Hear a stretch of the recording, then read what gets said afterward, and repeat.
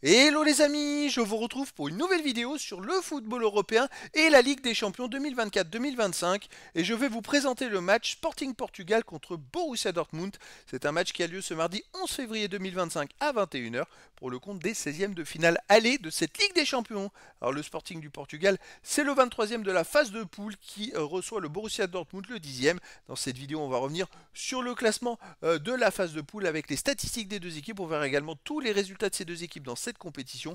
On enchaînera par le classement des meilleurs marqueurs et des meilleurs passeurs de la Ligue des Champions 2024-2025, ainsi que les 10 derniers résultats de toutes compétitions confondues, les stats du Sporting du Portugal et du Borussia Dortmund, et on terminera par les compositions d'équipes et tactiques éventuelles, ce qui nous permettra d'avoir une idée et une tendance à cette rencontre. Alors donc, dans cette phase de poule, je rappelle, une poule de 36 équipes avec 8 journées, et les 8 premiers qualifiés pour les 8e de finale, de la 9e à la 24e place, les équipes jouent des matchs de barrage ou 16e de finale, et donc Borussia Dortmund a fini 10e avec 15 points en 8 matchs, 5 victoires, 3 défaites, 22 buts marqués, 12 buts encaissés, plus 10 de différence de but. Un parcours très très bon finalement, plutôt bon. Ils n'ont pas raté, il n'y a pas fallu grand chose, il n'a pas manqué grand chose pour qu'ils soient dans les 8.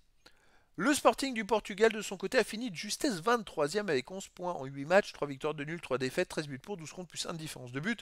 Ils étaient dans les derniers qualifiés, c'était juste. Au niveau des résultats, le Sporting Portugal avait démarré très fort. Ils avaient battu Lille 2-0, puis ils ont fait un partout au PSV Eindhoven. Ils ont ensuite gagné 2-0 à Sturm Graz et battu Manchester City 4-1. Puis alors là, ça s'est gâté.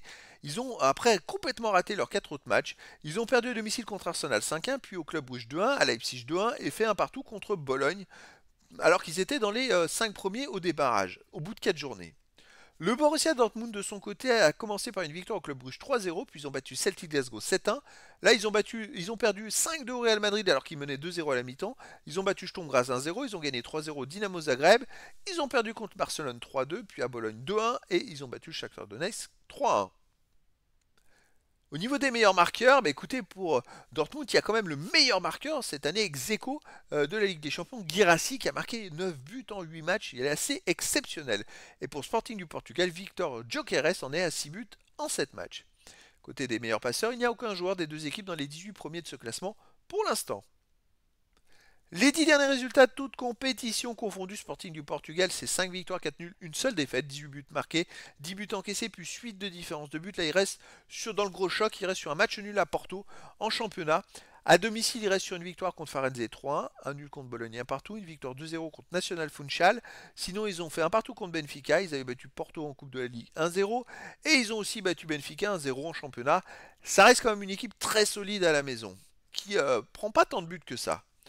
Le Borussia Dortmund de son côté sur les 10 derniers matchs, 3 victoires de nul, 5 défaites, 17 buts marqués, 19 encaissés, moins 2 de différence de but.